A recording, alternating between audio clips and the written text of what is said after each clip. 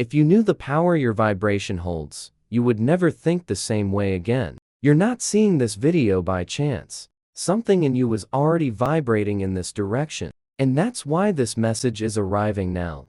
Both knew. The right frequency changes everything. This isn't some mystical energy talk. It's science. It's vibration. It's code. And yours is being read right now. The universe doesn't respond to what you want. It responds to what you are. And now, you're about to understand why. When you find your frequency, you no longer have to chase anything. Things come to you. But for that to happen, you need to awaken. And this is the activation. If you separate the subtle from the dense with great skill and wisdom, then you will have the key to creation. What once seemed like luck, coincidence, or fate, starts to reveal itself as alignment. You weren't just in the right place at the right time. You were vibrating at the exact frequency of that event. And what's most intriguing is that you felt this before. In random moments in life, when everything flowed with an almost surreal ease, when a message arrived exactly when you needed it most, when someone showed up out of nowhere and flipped a switch inside you, when a door opened effortlessly. You call it synchronicity, but in truth, it was your vibration aligned with what was already available in the field in the same way. You've also experienced the opposite days, when everything seems to go wrong, when you try and nothing happens, when there's a feeling of heaviness, of blockage, of an invisible wall that keeps you from moving forward. And no matter how much you push, the world doesn't seem to respond, as if you're out of signal, misaligned, disconnected from something that once flowed. This oscillation between flow and blockage isn't random. It follows a pattern that begins within you, because the external reality is just a mirror of what you're putting out. Have you ever stopped to wonder why some people seem to live in a state of grace?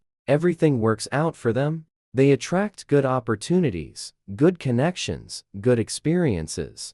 And it's not because they're smarter, better looking, or more hard-working. It's because they vibrate differently. They're tuned into another channel. They access an energetic range where the universe responds with more speed, more synchronicity, more abundance. There's no such thing as energetic privilege. There is frequency, and what determines your frequency is what you hold inside. It's not what you post on social media. It's not what you say to others. It's what vibrates silently within you when no one's watching. That's the real code, an invisible but active code.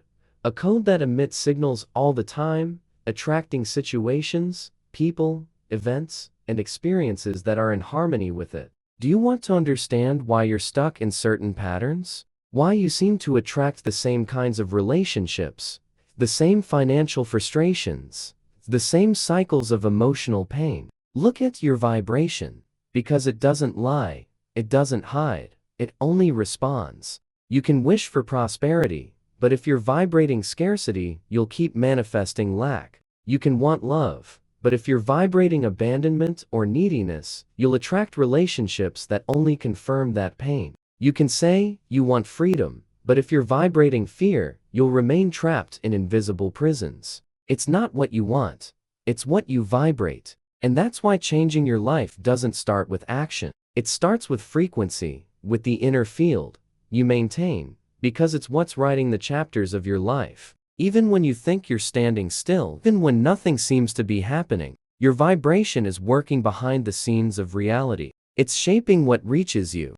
It's opening or closing paths. It's creating the experiences that will validate exactly what you believe to be true. And here lies a crucial point. Most people live on vibrational autopilot. They react to what happens and don't even realize they're being dragged by a frequency they never consciously chose. They wake up already thinking about their problems, feel anxious before even getting out of bed, turn on their phones, and start absorbing the world's fear. And then they wonder why life feels heavy. But what if you could step out of that autopilot? What if you started observing your frequency the way someone watches a compass?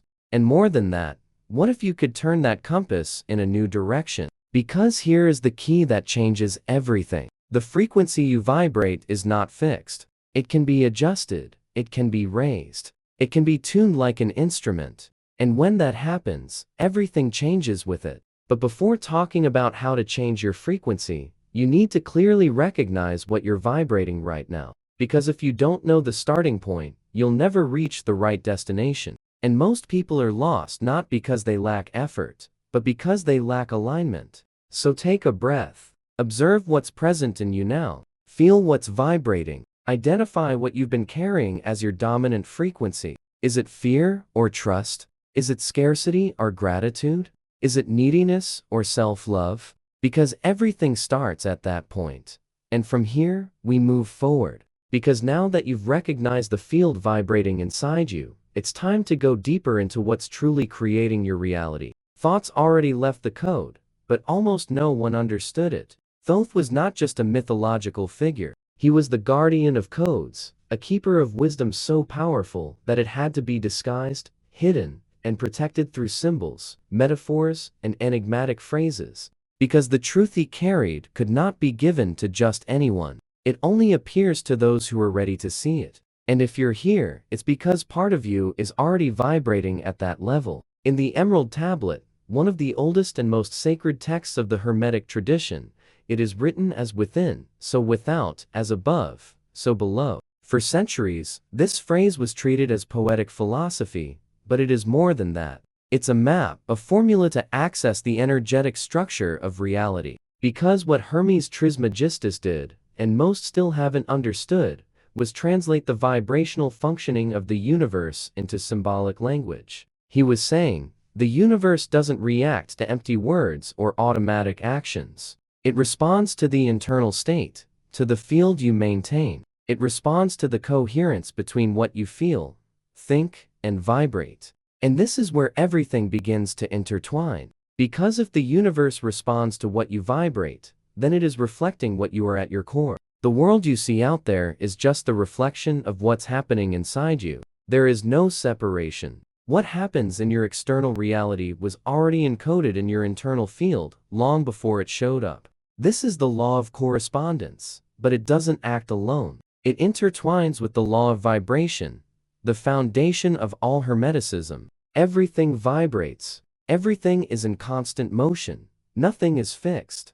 Nothing is still. And this movement, this energetic oscillation, what shapes the experiences of your life? You feel before you see, vibrate before you touch, attract before you understand. That's why some people are trapped in patterns they can't explain. They think the problem is outside the job, the partner, the country, bad luck. But in truth, they're just witnessing the echo of a vibration that was never recognized. Reality is a mirror, and the mirror doesn't lie. When you change on the inside, something in the reflection starts to reorganize. First, subtly, discomfort, where they used to be certainty, an invitation. Where they used to be fear, coincidence. Where they used to be absence. Then the signs get louder, the field responds more clearly, the pieces begin to move, but that only happens when the vibration truly changes. It's not about thinking positively. It's not about repeating pre-made phrases. It's about real transformation of the inner state. And that transformation happens in silence, in the space where no one sees, but everything vibrates. This is where science and spirituality meet. Modern quantum physics has already shown that particles respond to the observer, that the quantum field changes its behavior depending on the consciousness that observes it. This means that reality is not fixed. It's moldable, vibrational, responsive. Hermeticism has always said this, but the ancients used symbols, metaphors, because they knew that understanding wouldn't come from the logical mind, but from the right vibration. Only when you're in the correct internal state does the truth leap out in front of you as something obvious. It was always there, but you didn't have the eyes to see it. And now that you've started to see, there's no way to unfeel it. This feeling pulsing in you right now isn't just curiosity, it's recognition, because part of you knows it has encountered this truth before in other texts, in other times, in other states of consciousness. And now it returns, not as a theory, but as a living memory. And when this synchronicity starts to show up more frequently, it's a sign that something in your energetic field is responding to the invisible. But here's the detail, almost no one notices. You don't vibrate alone. Your energy is constantly interacting with everything around you. People, places, objects, thoughts, words, entire environments vibrate. And when they come into contact with you, they begin creating an invisible web of mutual influence. Maybe you've felt this without understanding it. You walk into a room, and the air feels heavier. You can't explain it, but something weighs down. Even if no one says anything, you feel the tension hanging in the air. It's as if the walls are soaked in uncomfortable silence. Your body picks up on it. The vibration of the place enters your field before your mind can even process it. And you feel different without knowing why, or the opposite. You meet someone with a bright gaze, a light presence, a genuine smile, and just by being near them, you feel better. Your breathing slows down, your chest expands, your thoughts clear as if that person's vibration was lifting yours without a word being spoken. That's not imagination. That's vibrational resonance. Every frequency seeks resonance, and when two frequencies meet, they either align or distort. This means you are constantly being influenced by the vibrational field of everything you come into contact with.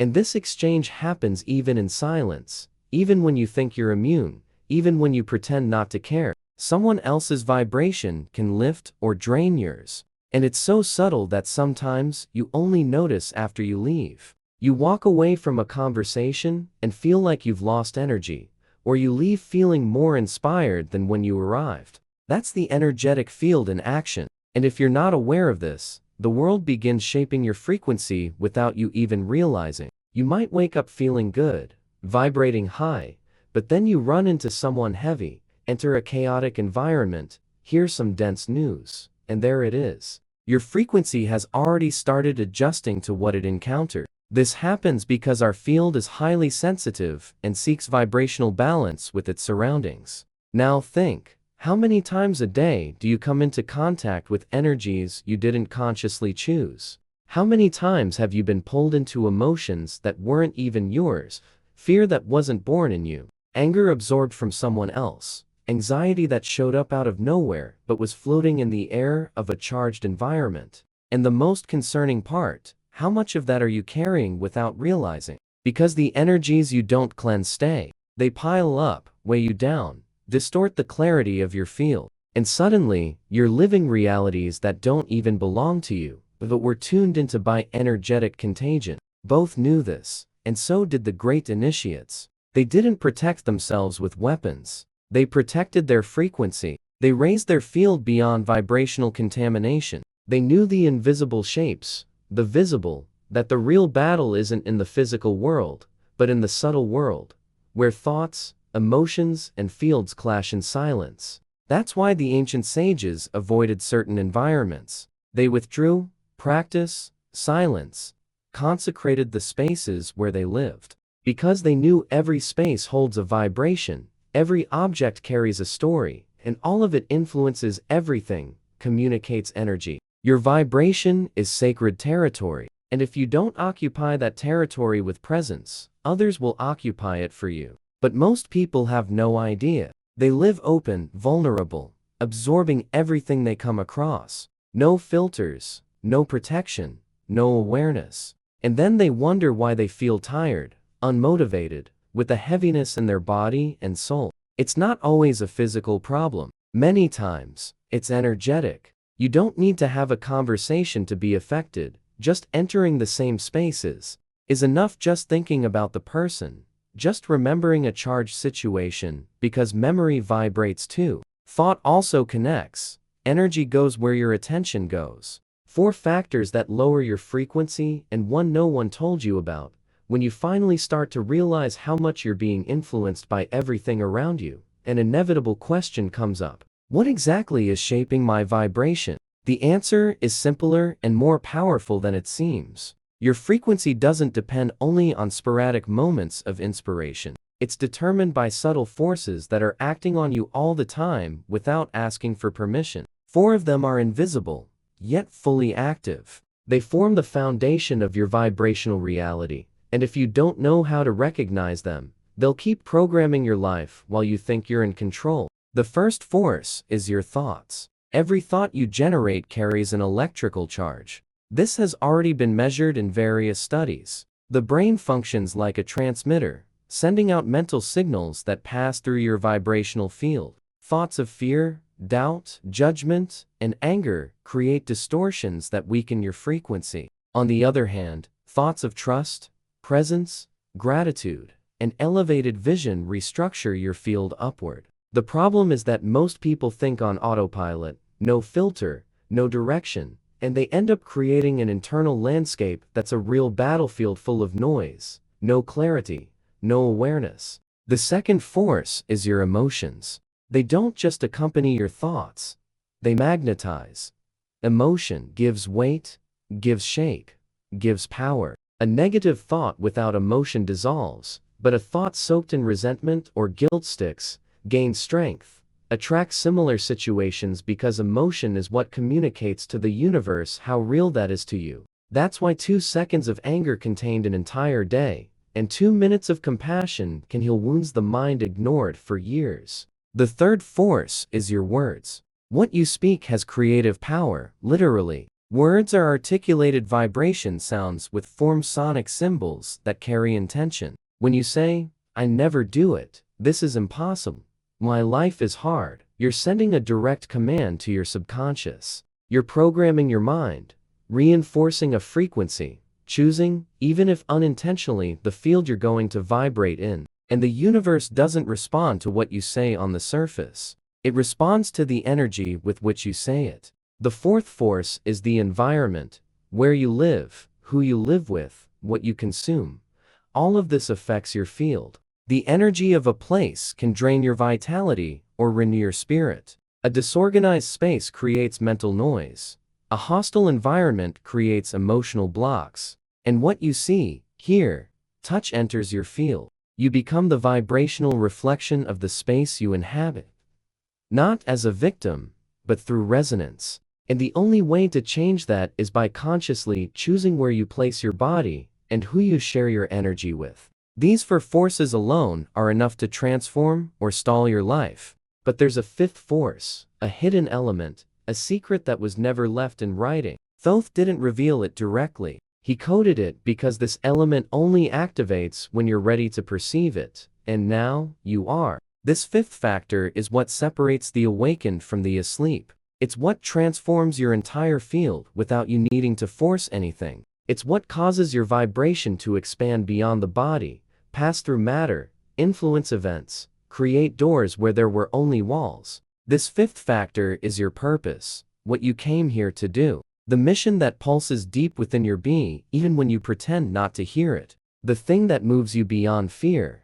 The thing that, when accessed, makes everything that once seemed chaotic make sense. The true center of vibration is closer than you think. When your vibration starts to align with who you truly are, something unexpected happens. The world around you seems to respond more clearly, but that response isn't coming from the mind. It's coming from somewhere else. A place you can feel, but don't always know how to name. For a long time, we were taught that the mind was the center of everything, that thought controlled reality, that it was enough,